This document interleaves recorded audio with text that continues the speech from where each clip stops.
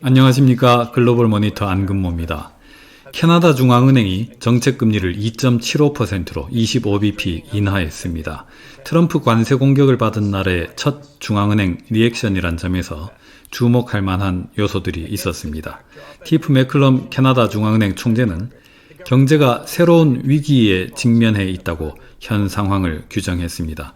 그러나 추가 금리 인하는 예고하지 않았습니다.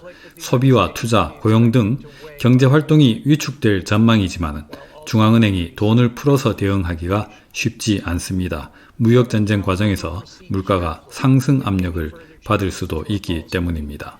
매클럼 총재는 경기 침체로 인한 인플레이션 하락 압력과 비용 상승으로 인한 상승 압력의 시기와 강도를 평가하는 데 중점을 둘 것이라고 말했습니다. 그럼 캐나다 중앙은행 총재 기자회견의 핵심 내용을 함께 보시겠습니다. In recent months, the pervasive uncertainty created by continuously changing U.S. tariff threats have shaken business and consumer confidence. This is restraining household spending intentions and businesses' plans to hire and invest. Against this backdrop, and with inflation near the 2% target, the Governing Council decided to reduce the policy rate a further 25 basis points. Looking ahead, the trade conflict with the United States can be expected to weigh on economic activity while also increasing prices and inflation. The Governing Council will proceed carefully with any further changes to our policy rate, given the need to assess both the upward pressure on inflation from higher costs and the downward pressure from weaker demand.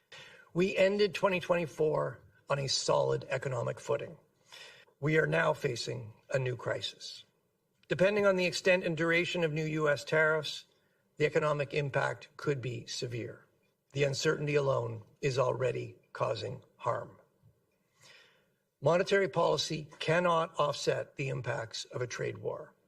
What it can and must do is ensure that higher prices do not lead to ongoing inflation. The focus of the Governing Council will be on assessing the timing and strength of both the downward pressure on inflation from a weaker economy and the upward pressure from higher costs. As always, the bank will be guided by our monetary policy framework and our commitment to maintain price stability over time. You talk about the potential inflationary impacts of trade war, whether that's retaliatory tariffs, depreciation. What kind of inflationary impact are we talking about? And do you view that as a one-off jump in price level, or is this something that could feed through to inflation? How are you kind of gaming that out? Given the pervasive uncertainty and the unpredictability of U.S. trade policy, I can't put a number on it.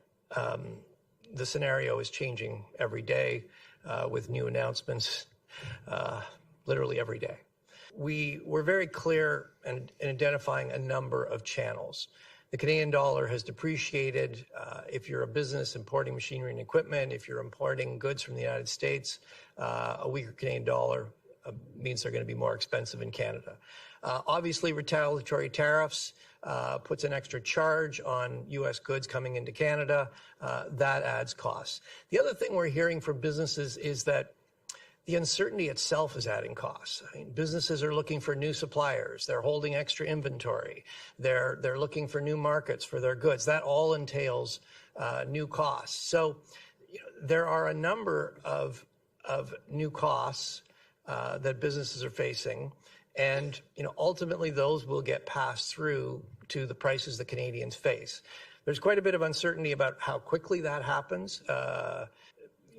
Does it get fully passed through? How quickly does it get passed through? So those are things that we are going to be doing our very best to trace. We should be able to do a fairly good job of tracing how these things are working through the economy. And then to get to the second part of your question, I mean, the reality is some prices are going to go up. We can't change that. What we're particularly focused on is what we don't want to see is we don't want to see that first round of price increases have knock-on effects causing other prices to go up, that becoming generalized and ongoing inflation. That's what we can't let happen.